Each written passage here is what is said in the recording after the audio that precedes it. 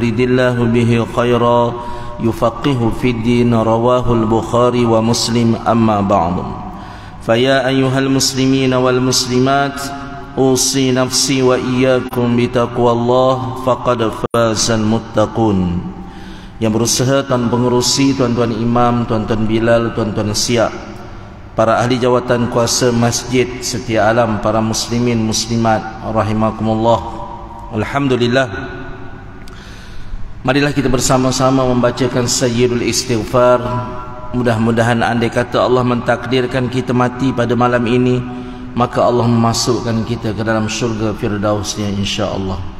Allahumma anta rabbi la ilaha illa anta khalaqtani wa ana abduka wa ana ala ahdika wa wa'dika mastata'tu. A'udzu bika min syarri ma sana'tu. Abu'u laka bi ni'matika 'alayya wa abu'u bi dhanbi faghfir li fa innahu la yaghfiru dzunuba illa anta. Muslimin muslimat sidang jemaah rahimakumullah, kita sambung kembali pengajian tafsir Al-Quran pada malam ini, masih lagi membicarakan di dalam surah Al-Infitar yang menceritakan tentang kedahsyatan kiamat. Surah Al-Infitar yang bermaksud terbelah, Al-Infitar bermaksud terbelah.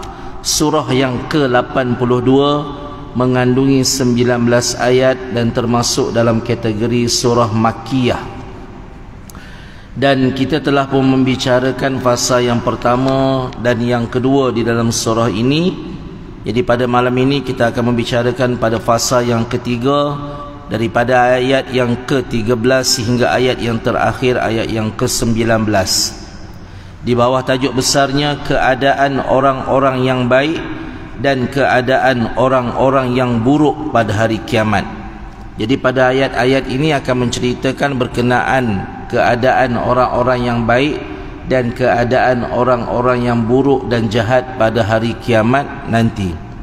Jadi Allah Subhanahu wa taala telah memperingatkan kita dengan firman-Nya yang mulia ini, yang qadim ini kepada kita, agar kita menjadikan ia satu pegangan. Sekiranya amalan-amalan baik itu boleh mendatangkan keredaan Allah dan sesuai dengan syariat Islam, maka kita laksanakan dengan semampu kita.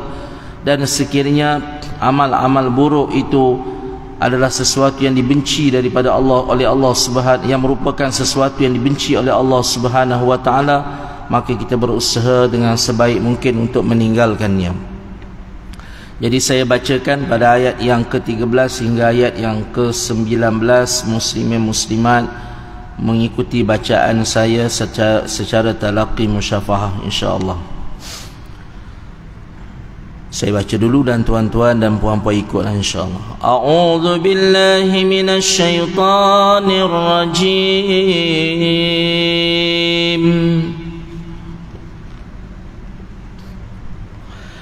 Bismillahirrahmanirrahim.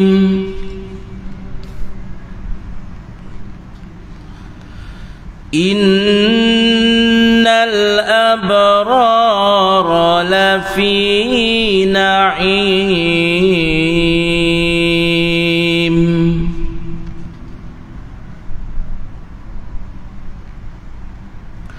wa innal fujjara lafi jahim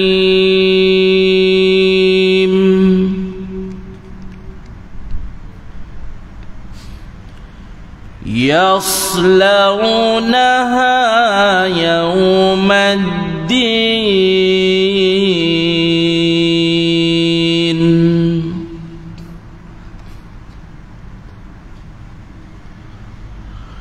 wa ma hum anha bighaibin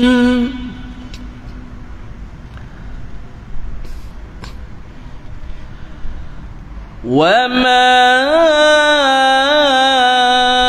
adraka ma yawmuddin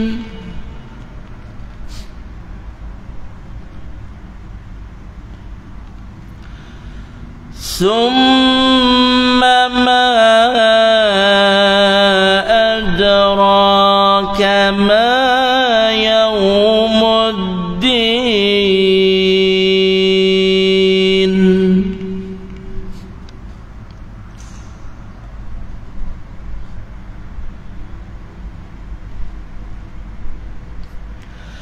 Yawma la tamliku nafsun li nafsin syai'an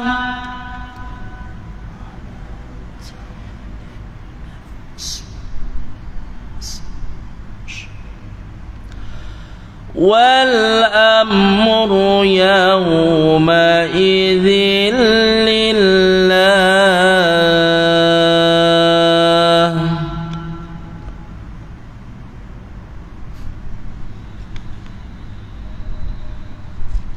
Ayat yang ke-13 hingga ayat yang ke-19 daripada surah Al-Infitar yang bermaksud terbelah. Kita teruskan pada perbahasan ayatnya itu.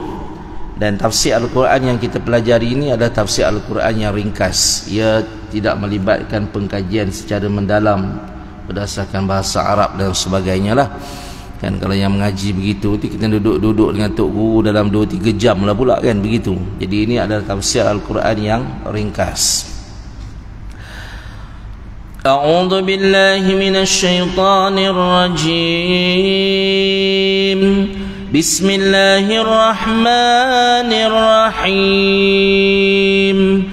Innal abrara lafi na'im. Yang bermaksud sesungguhnya orang-orang yang berbakti, al-abrar. Al-abrar itu bermaksud orang-orang yang berbakti. Apa yang dimaksudkan orang-orang yang berbakti? Iaitu mereka yang memenuhi hak Allah dan hak hamba-hamba Allah, yang sentiasa melazimi kebaikan baik pada hati mereka maupun pada amal perbuatan mereka. Itu maksudnya orang yang berbakti. Orang berbakti ni orang yang sentiasa menunaikan hak-hak Allah. Apa hak-hak Allah? Mudah aja, iaitu hendaklah kita menyembah dia dan jangan mensyirikkan dia dengan sesuatu. Mudah aja. Apalagi hak-hak Allah? Mudah juga. Taat atas segala titah perintahnya dan berusaha untuk meninggalkan akan segala larangannya. Mudah aja kan? Titah perintah dia pun tak banyak. Keutamaan dalam titah perintah Allah ni kita taat. Taatlah kan, bukan susah taat ni. Allah suruh kita solat wajib, solat. Tak nak solat sunat, tak apa, nama pun solat sunat, betul tak? Tapi solat wajib tu buat betul kan, buat betul. Apa lagi yang Allah perintahkan? Yang pertama sekali dalam rukun Islam itu mengucap 2 kalimah syahadah lah. Dah lulus dah. Semua yang ada dalam masjid ni semua telah mengucapkan 2 kalimah syahadah ataupun menyebutkan kalimah tauhid la ilaha illallah Muhammadur Rasulullah.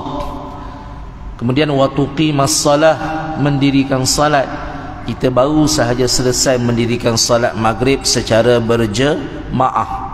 Maksudnya kita telah menunaikan kewajipan yang Allah telah wajibkan ke atas kita sebagai mukallaf, orang yang berakal sihat, berakal fikiran sejahtera dan sempurna, akil baligh, untuk menunaikan kewajipan tersebut. Wa tuqimas salah wa tu'tiyaz zakah, dan kita membayar zakat ataupun menunaikan zakat.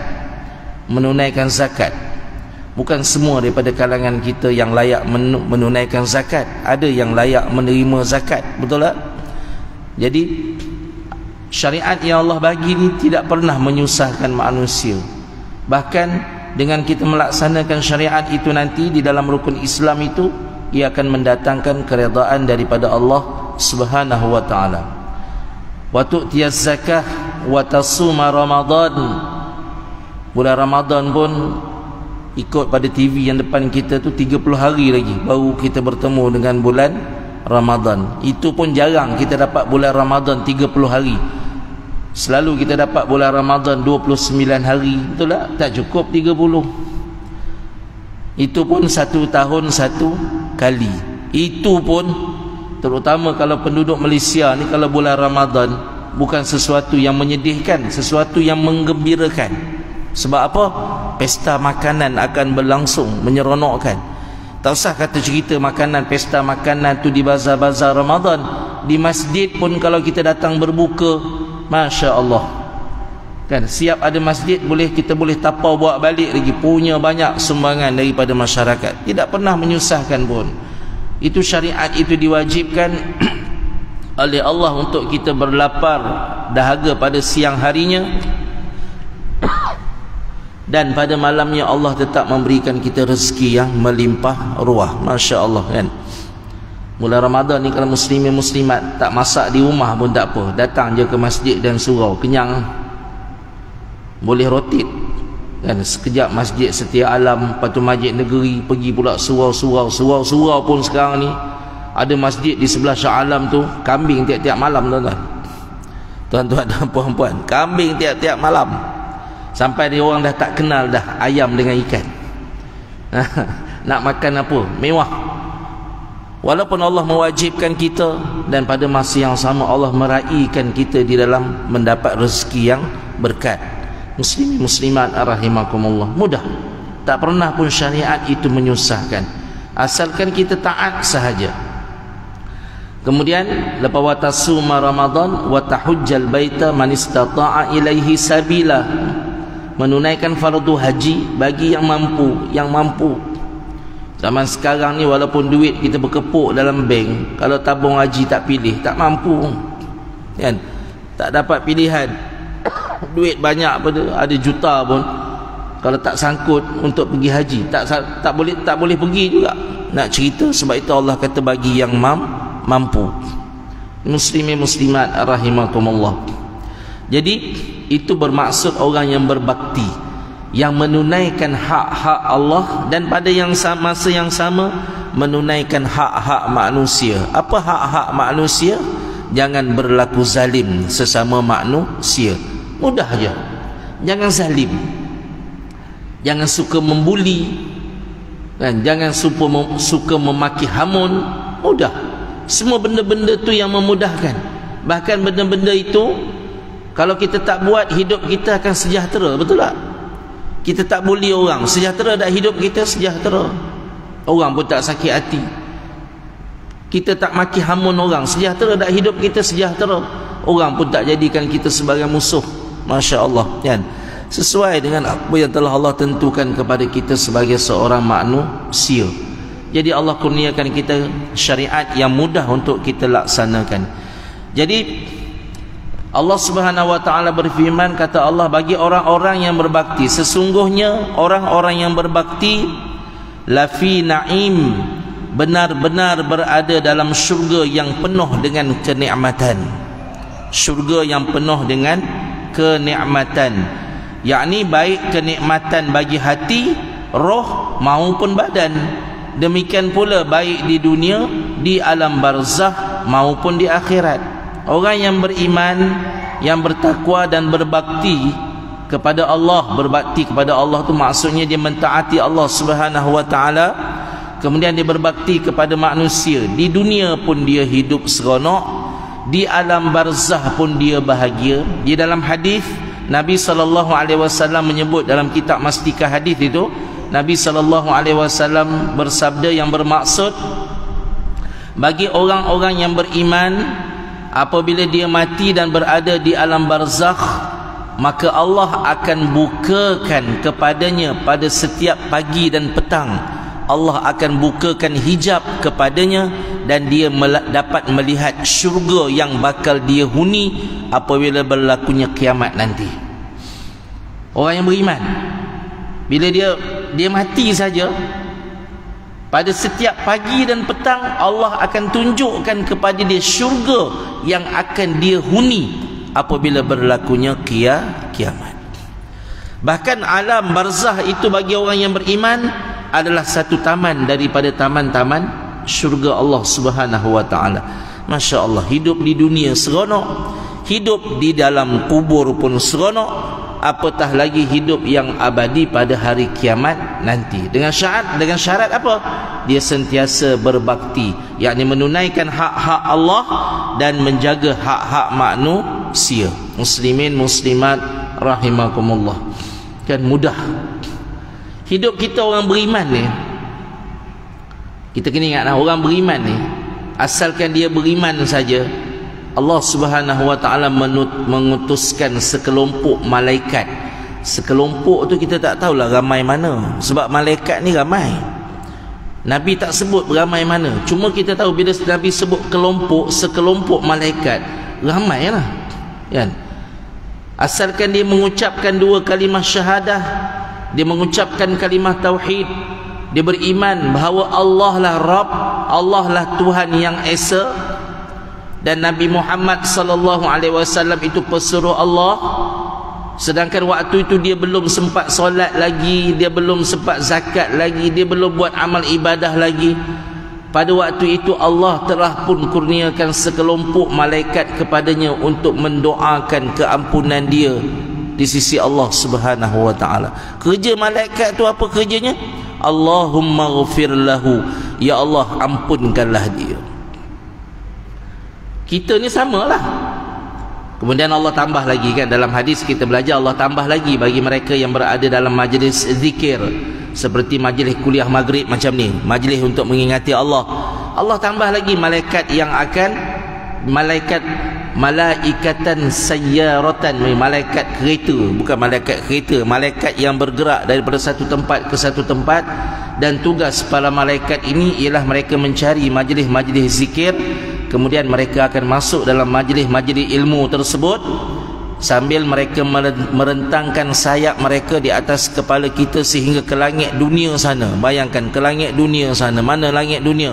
Wallahu alam. Nabi kata antara permukaan bumi dengan langit yang pertama jaraknya 500 tahun perjalanan mengikut kiraan Allah Subhanahu wa taala. Jadi banyak malaikat yang ada yang meletakkan, merentangkan sayap mereka atas kepala kita sekarang ni sehinggalah ke langit dunia sana. Dan setiap daripada malaikat itu juga mendoakan Allahumma ghfir lahu warhamhu. Tadi malaikat yang memang khas untuk orang beriman.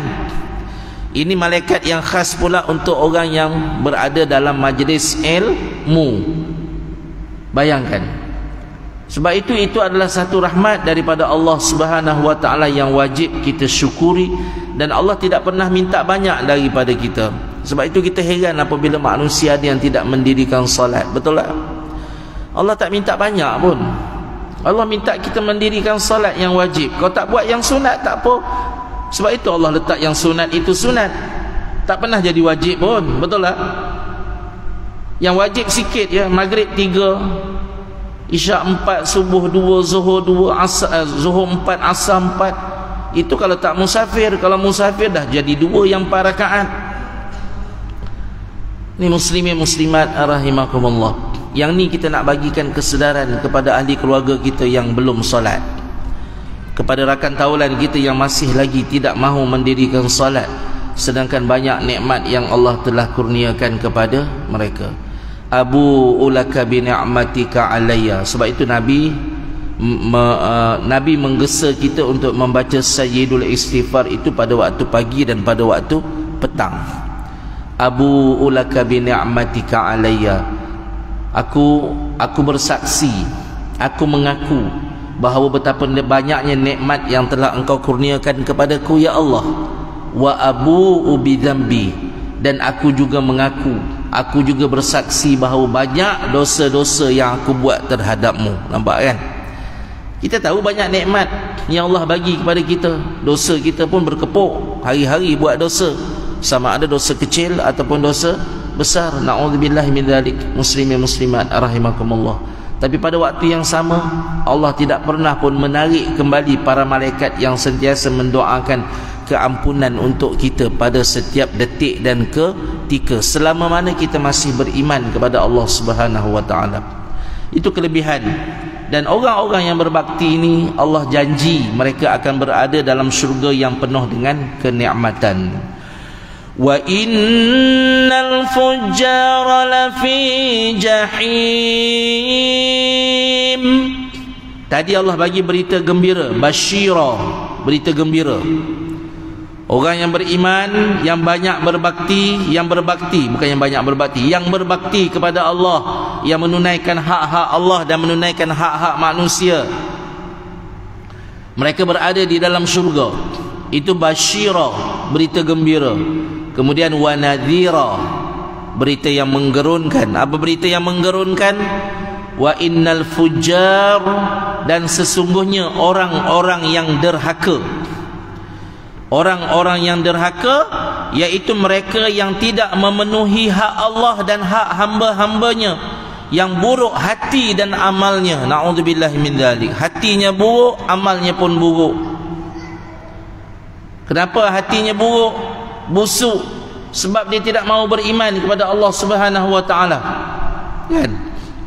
Dan amalnya buruk, dok buat benda-benda jahat, menipu orang, menzalimi orang, makan harta anak yatim, makan harta pusaka. Na'udzubillahi min dzalik.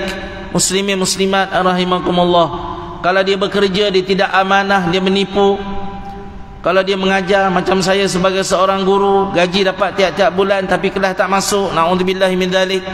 Ataupun kalau masuk kelas jadi macam cerita Piramli itu kan, cikgu main bola, hari-hari cikgu main bola, suruh budak baca, cikgunya tidur. Na'udzubillahi min dzalik. Muslimin muslimat rahimakumullah. Itu jelas. Yang golongan-golongan begini Allah bagi peringatan dengan siksaan api neraka. Wa innal fujjar, dan sesungguhnya orang-orang yang derhaka. Orang yang derhaka, orang yang tidak menunaikan hak-hak Allah dan tidak menunaikan hak-hak manusia. Kita sebagai suami kena wajib menunaikan hak-hak isteri, betul? Seorang isteri wajib menunaikan hak-hak suami, wajib menunaikan hak-hak suami. Sampai kalau kita belajar dalam hadis, di saat suaminya memerlukan kepada istrinya, walaupun ketika itu kamu wahai para wanita berada di atas bonggol unta, wajib kamu tunaikan.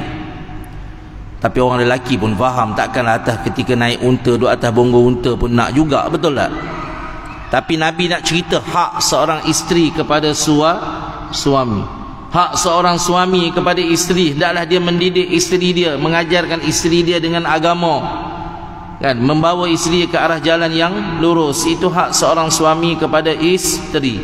Kahwin ni bukan nak seronok-seronok je, bukan sekadar nak honeymoon, nak konon-konon cinta-cinta macam cerita-cerita Melayu ataupun cerita-cerita sinetron tu, bahagia memanjang, tak pernah bergaduh. Ini muslimin muslimat rahimakumullah.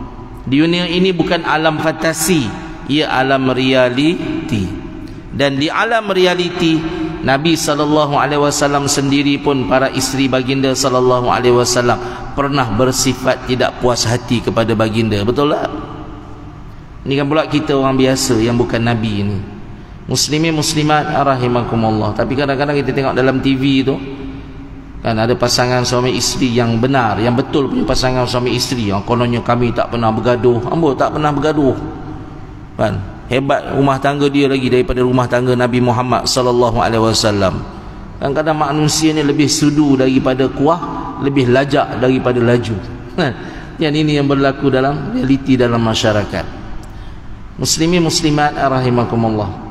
Jadi Allah bagi peringatan kepada orang-orang yang tidak menunaikan hak-hak Allah dan hak-hak manusia ini, lafi jahim, benar-benar mereka akan berada di dalam neraka, yakni azab yang pedih, baik di dunia, di alam barzah maupun di akhirat. Allah dah janji di dunia pun mereka akan mendapat azab yang pedih. Paling final azab yang pedihnya masa bila? Ketika saat sakaratul maut. Memang tak boleh lari dah, betul tak? Kadang-kadang kita tengok orang kafir ni hidup gembira, seronok, kaya raya, boleh pergi sana, boleh pergi sini, kan, hidup rumahnya dah macam apa ni, istana, kereta pun berpuluh-puluh buah kereta, ada jet peribadi orang kafir kita cerita ni, kan. Apakah kita ingat dia bahagia? Kena ingat, selagi dia tidak beriman kepada Allah, Allah dah janji dia akan mendapat azab yang pedih. Paling final sekali ketika dia menghadapi sakaratul maut. Kerana ada perbezaan di antara sakaratul maut orang yang beriman dengan orang kafir. Orang kafir di saat mereka menghadapi sakaratul maut, kesakitan itu menjadikan mereka menyesal seumur hidup. Tetapi bagi kita orang yang beriman, kesakitan menghadapi sakaratul maut ialah penghapusan kepada dosa. Masya Allah ya. Sampai di saat kita nak mati beregang nyawa pun Allah masih mengira kesakitan itu sebagai penghapus kepada dosa. Kerana apa? Kerana kamu beriman kepada aku. Jadi Allah menghargai keimanan itu, walaupun kita beriman itu banyak cacat celanya, betul tak? Tapi Allah menghargai keimanan itu dengan di saat kita mati pun menghadapi sakaratul maut yang kesakitannya lebih, yang kesakitannya seperti ditikam dengan 300 kali tikaman mata pedang tak mati-mati tu pun ia merupakan penghapusan kepada dosa. Muslimin muslimat rahimakumullah. Lalu mereka orang-orang yang derhaka itu akan berada di dalam neraka. Bahkan sudahlah mereka mati dalam keadaan azab yang pedih, masuk pula alam barzah, alam kubur, mereka akan diseksa, betul? Tidak dikurangi seksa mereka itu. Mereka akan diseksa dengan azab kubur. Sebagaimana yang kita telah maklum azab kubur tu macam mana lah. Cuma kita tak merasa lah kan. Na'udzubillahi min dzalik. Kita tak naklah merasa azab kubur. Bahkan di saat mereka diazab di dalam kubur dan mereka tidak boleh lari, tidak ada yang dapat membantu mereka. Walaupun dulu ketika mereka hidup mereka pernah menyumbangkan duit mereka ke masjid, tetapi oleh kerana mereka beriman tidak ada nilai sumbangan mereka di masjid itu. Walaupun mereka bagi sebuah masjid dengan duit mereka, tetapi mereka oleh kerana mereka tidak beriman kepada Allah, Allah tidak menilai itu sebagai amal kebaikan dan kebajikan. Berbeza dengan orang beriman, 10 sen pun Allah nilai, betul tak? 10 sen pun Allah nilai. Dan mungkin 10 sen yang kita derma ke masjid itulah yang akan menjadi penyelamat kita daripada kepanasan api neraka. Muslimin muslimat rahimakumullah. Sebab itu seruan keimanan ni kepada seluruh manusia kita serukan. Marilah beriman sebagaimana kami beriman kepada Allah Subhanahu wa taala. Muslimin muslimat rahimakumullah. Kemudian Allah Subhanahu wa taala menyambung lagi firman-Nya dengan bunyinya, yaslaunaha yaumaddin. Mereka masuk ke dalamnya pada hari pembalasan. Maksudnya orang-orang yang derhaka, yang jahat, yang engkar, yang tidak menunaikan hak-hak Allah dan hak-hak manusia, yang berlaku zalim kepada manusia, yang menzalimi diri dia sendiri dengan kekufuran, dengan sifat munafik, mereka akan masuk ke dalam neraka ketika hari pembalasan nanti. Wa ma hum anha bighaibin.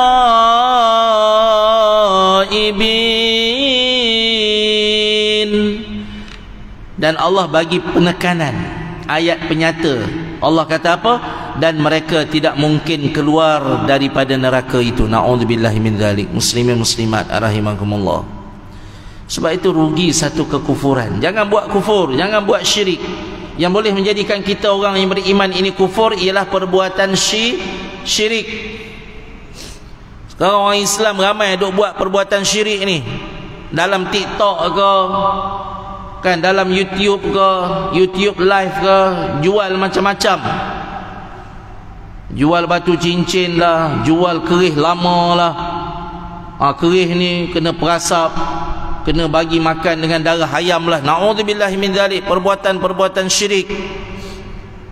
Buat semahan untuk busuk jantan belakang rumah lah, supaya makhluk yang duduk di busuk jantan itu tidak mengganggu ahli rumah. Perbuatan syirik. Dan kita belajar daripada kaedah para nabi dan rasul. Ketika mereka bertemu dengan syaitan, mereka akan memukulnya, mengejarnya, membalingnya dengan batu dan sebagainya. Memang kita tak boleh lari pun daripada syaitan tu. Dia laju, betul lah. Iblis ni laju, jin ni laju, kan, iblis ni laju. syaitan tu laju. Mana kita tahu dia laju? Kita tengok cerita Nabi Sulaiman alaihi salam. Ketika Nabi Sulaiman alaihi salam memerintahkan untuk dibawa singgah sana Balqis ke hadapan baginda alaihi salam, bangunlah satu ifrit daripada kalangan jin. Dia kata, aku akan membawakan singgah sana Balqis sebelum engkau bangun daripada tempat duduk engkau. Nampak? Laju, betul tak? Laju. Sebelum engkau wahai Sulaiman dapat bangun daripada tempat dudukmu, singgah sana Balqis akan berada di hadapanmu. Dan berkatalah seorang lelaki yang Allah kurniakan ilmu, orang yang beriman kepada Allah Subhanahu wa taala, beriman dan bertakwa, Allah kurniakan dia karamah. Dia kata, wahai Sulaiman, aku akan datangkan singgah sana Balqis dengan sekerlipan mata. Nabi Sulaiman berkelip mata, singgah sana Balqis dah ada depan. Lagi laju. Siapa yang bawa? Bukan orang tu bawa terbang. Para malaikat yang membantu membawa singgah sana Balqis ke hadapan Nabi Sulaiman alaihi salam. Malaikat lagi laju. Kan? Hebat setan. Malaikat lagi hebat. Dan kita tahu malaikat itu makhluk yang baik, makhluk yang baik, makhluk yang maksum, tidak pernah melakukan kesalahan dan kesilapan serta dosa kepada Allah Subhanahu wa taala. La ya'sunallaha ma amarahum wa yaf'aluna ma yu'marun. Mereka tidak pernah mengingkari akan segala suruhan-suruhan Allah, dan mereka sentiasa melakukan apa yang diperintahkan oleh Allah Subhanahu wa taala. Taat dengan ketaatan 100%. Dan tak hebat pun syaitan tu, iblis tu tak hebat pun. Yang menjadikan mereka hebat ialah apabila manusia itu kufur kepada Allah Subhanahu wa taala. Muslimin muslimat rahimakumullah. Jadi pada ayat ini kita dapat belajar bahawa apabila manusia yang ingkar masuk ke dalam neraka, mereka tidak akan mampu untuk keluar daripada neraka tu. Nak keluar macam mana? Dan banyak kali saya penceramah menceritakan kepada kita bahawa satu hari ketika Nabi duduk bersama-sama dengan para sahabat baginda radhiyallahu anhum ajmain, tiba-tiba terdengar satu bunyi yang kuat, seperti ada sesuatu yang jatuh. Para sahabat pun dengar. Nabi pun bertanya, adakah kamu tahu apakah bunyi tersebut? Para sahabat berkata, wallahu alam, hanya Allah dan Rasulnya sahaja yang mengetahui, kami tak tahu. Lalu Nabi SAW menceritakan, itulah bunyi seketul batu yang telah dicampakkan daripada permukaan neraka. Selama 70,000 tahun batu itu jatuh, dan baru pada hari ini ia mencecah dasar neraka Jahannam. Na'udzubillah min dzalik. Muslimin muslimat rahimakumullah. Nak keluar macam mana daripada neraka? Memang tak boleh keluar. Ahli neraka, mereka akan berada dalam neraka dalam keadaan berputus asa. Nak panjat tak boleh. Kalau panjat, malaikat kait turun balik jatuh ke bawah. Kan? Mereka hidup dalam api neraka. Dua hidup dalam api neraka. Bayangkanlah. Di dunia ni, kalau na'udzubillahi min dzalik, yang kita tengok orang-orang manusia yang terbakar dalam kenderaan dan rumah, rentung, mati, habis cerita. Betul tak? Habis ya? Tapi dalam neraka, ia tidak mempunyai pengakhiran. Mereka tidak hidup dan juga tidak mati ketika diseksa di dalam neraka yang telah dicipta oleh Allah Subhanahu wa taala. Muslimin muslimat rahimakumullah. Jadi Allah mengingatkan kita, bagi orang-orang yang melakukan perbuatan dosa, yakni al-fujjar di sini bermaksud mereka yang tidak menunaikan hak Allah dan tidak menunaikan hak manusia, maka mereka akan diseksa di dalam neraka dan mereka tidak boleh keluar daripada. Tidak mungkin, ayat ini kata tidak mungkin mereka akan keluar daripada neraka tersebut. Wa ma adraka ma yaumuddin. Allah bertanya kepada baginda Nabi Muhammad sallallahu alaihi wasallam, dan Allah bertanya kepada kita. Allah tanya apa? Dan tahukah kamu apakah hari pembalasan itu? Yaumuddin, yaumul qiyamah, yaumus saah, yaumul ba'ts. Banyak nama kan? Banyaklah nama itu dalam Al-Quran. Allah tanya, apakah kamu tahu apakah hari pembalasan itu? Summa ma adraka ma yaumul yaumuddin. Sekali lagi Allah mengulang, Allah kata sekali lagi, apakah kamu tahu apakah hari pembalasan itu? Yakni pertanyaan dan pengulangan ini untuk memperbesarkan lagi masalah. Maksudnya Allah tanya banyak kali itu supaya manusia sedar. Tanya kali pertama, kamu tahu tak apakah itu hari pembalasan? Sekali lagi, kamu tahu tak apakah itu hari pembalasan? Yaumuddin itu apa? Hari agama itu apa? Hari pembalasan itu apa? Kemudian Allah Subhanahu wa taala menutup dengan firman-Nya dalam surah Al-Infitar ini, di dalam surah Al-Infitar ini dengan firman-Nya, yauma la tamliku nafsun li nafsin syai'a, yaitu pada hari ketika seseorang tidak berdaya menolong orang lain, tak boleh nak tolong. Betul? Dalam hadis Nabi sallallahu alaihi wasallam, Nabi sallallahu alaihi wasallam menceritakan ketika manusia berada di padang mahsyar dalam jangkaan masa yang lama wallahu alam. Ada ulama kata sehingga 50,000 tahun pun ada kita akan berada di padang mahsyar. Lalu manusia ni mereka saling berbincang di antara mereka. Mereka kata, "Dai, lama ni kita kena minta tolong seseorang ni." Lalu manusia akan berjumpa dengan Nabi Adam alaihi salam. Nabi yang pertama mereka akan jumpa ialah dengan Nabi Adam alaihi salam, minta tolong. Wahai Adam, berdoalah kepada Allah, mudah-mudahan Allah mempercepatkan siksaan di padang mahsyar ini. Nabi Adam kata apa? Aku tidak diciptakan untuk itu, aku tak mampu nak tolong kamu. Apa kata kamu pergi jumpa dengan Nabi? Saya ringkaskan cerita, Nabi Musa, Nabi Isa, Nabi Ibrahim, Nabi Musa dan Nabi Isa. Dan seluruh 4 orang Nabi ni mereka kata apa? Kami tidak mampu nak tolong kamu. Sehinggalah Nabi Isa kata apa? Cuba pergi jumpa dengan Nabi Muhammad sallallahu alaihi wasallam, minta tolong. Lalu kita manusia ni termasuk Ustaz Rosman di depan ni, tuan-tuan ni semua,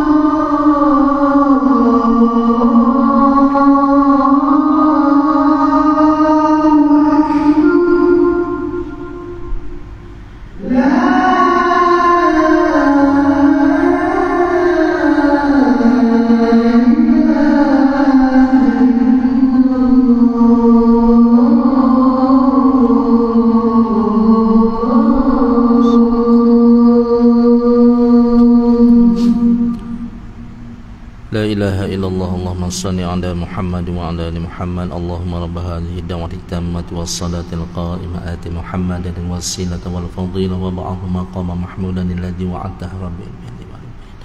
Allahumma kfina bihalalika an haramika wa awnina bifadlika amman siwak. Ketika azan dilaungkan, Allah Subhanahu wa taala membuka keseluruhan pintu-pintu langit. Maka Nabi suruh kita memperbanyakkan doa ketika azan dilaungkan, kerana ia waktu mustajab doa.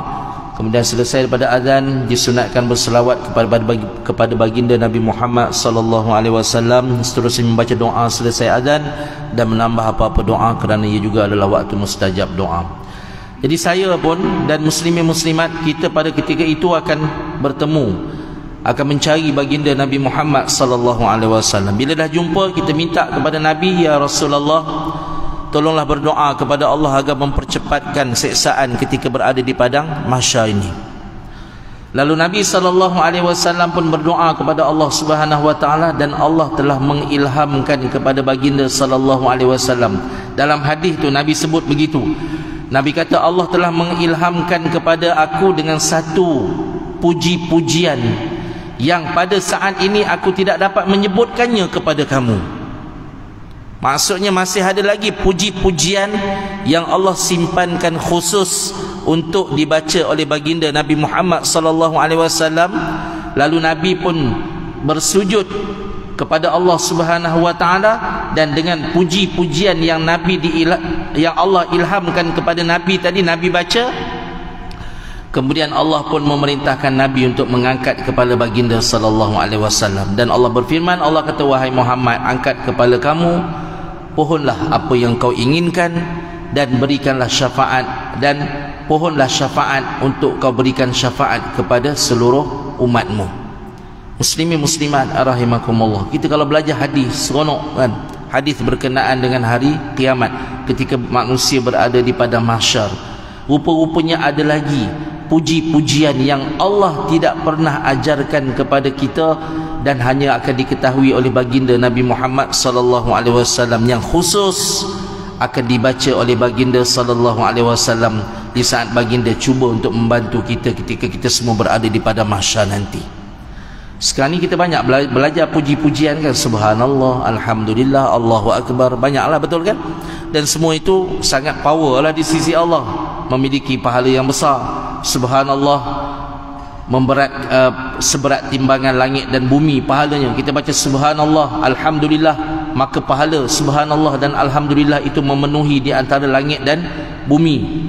Ni saya duk baca ni, subhanallah, alhamdulillah, insya-Allah pada ketika ini saya sedang mendapat pahala yang sebanyak langit, yang sebesar langit dan bumi. Kerana itu janji Allah Subhanahu wa taala kepada kita. Maka muslimin muslimat rahimakumullah, Allah memperingatkan kita bahawa pada hari ketika seseorang tidak berdaya untuk menolong orang lain, kita tak boleh tolong isteri kita, kita tak boleh tolong anak-anak kita, kita tak boleh tolong zuriat keturunan kita, kita tak boleh tolong kawan-kawan kita di hari pembalasan, hari kiamat nanti. Kemudian Allah Subhanahu wa taala berfirman pada penghujung ayat tersebut daripada surah Al-Infitar, wal amru yawma idzil lillah, dan segala urusan pada hari itu adalah di dalam kekuasaan Allah Subhanahu wa taala. Selepas Allah memberitahu pada kita bahawa pada hari kiamat nanti kita tak boleh tolong siapa-siapa, kita hanya boleh membantu diri kita sendiri dengan amal ibadah yang kita lakukan itu, maka itu boleh menjadi asbab kepada Allah Subhanahu wa taala membenarkan baginda Nabi Muhammad sallallahu alaihi wasallam untuk memberikan syafaat kepada kita. Kita akan hidup sendiri-sendiri pada waktu itu, dan Allah menegaskan bahawa segala urusan pada hari itu adalah di dalam kekuasaan Allah. Allah lah yang akan memutuskan masalah di antara hamba-hambanya. Dia akan mengambil hak daripada orang yang zalim untuk orang yang dizalimi. Pada hari itu orang yang dizalimi akan mendapat hak oleh Allah daripada orang yang menzalimi dia. Sebab itu jangan sekali-kali menzalimi orang lain. Pada hari itulah Allah berjanji. Allah kata apa? 7 kelompok golongan manusia yang akan mendapat naungan daripada Allah ketika tidak ada sebarang naungan, ketika di padang mahsyar itu. Di antaranya ialah pemimpin yang adil, seorang lelaki yang beriman kerana Allah Subhanahu wa taala, yang bertemu kerana Allah, yang berpisah kerana Allah. Ada 7 kelompok golongan tu kan dalam hadis Nabi sallallahu alaihi wasallam. Mudah-mudahan kita termasuk dalam 7 kelompok golongan tersebut. Muslimin muslimat rahimakumullah. Kita pun tak tahu bila kita akan pergi. Sama ada datang kiamat yang kecil dan insya-Allah kiamat yang besar, sebagaimana yang Nabi sebut, kita orang beriman tidak akan menghadapinya. Kita orang beriman tidak akan menghadapi kiamat yang besar, tetapi kita pasti akan menghadapi kiamat yang kecil. Mudah-mudahan mendapat keselamatan di dunia dan di akhirat. Minta maaf tuan-tuan. Dan mudah-mudahan apa yang saya sampaikan pada malam ini dapat kita jadikan sebagai kekuatan untuk kita menjadi hamba-hamba Allah yang saleh dan salihah. Dan selesailah sudah tafsir bagi surah Al-Infitar dengan pertolongan Allah Subhanahu wa taala, dengan taufiknya dan dengan kemudahan daripadanya. Walhamdulillahi rabbil alamin. Bismillahirrahmanirrahim. Fafahamnaha Sulaiman wa kullan atainahu hukman wa ilma wa sakharna ma'a Dawud al-jibal yusabbihna wat-tayr wa kunna fa'ilin. Ya Allah, Engkau permudahkanlah bagi kami akan segala urusan keduniaan kami yang dapat mendekatkan diri kami kepadamu ya Allah, dan yang dapat memudahkan kami untuk mencari rezekimu yang halal dan Engkau berkati. Dan Engkau permudahkanlah bagi kami ya Allah akan segala urusan akhirat kami, sehinggalah kami, ahli keluarga kami, zuriat keturunan kami yang terdahulu dan yang akan datang, serta seluruh kaum muslimin dan muslimat dapat masuk ke dalam syurga firdausmu birahmatika ya arhamar rahimin. Wa sallallahu ala nabiyyina Muhammad wa ala alihi wa sahbihi ajma'in. Walhamdulillahi rabbil alamin. Kafaratul majlis. Subhanakallahumma wa bihamdika asyhadu an la ilaha illa anta astaghfiruka wa atubu ilaik. Wassalamualaikum warahmatullahi wabarakatuh.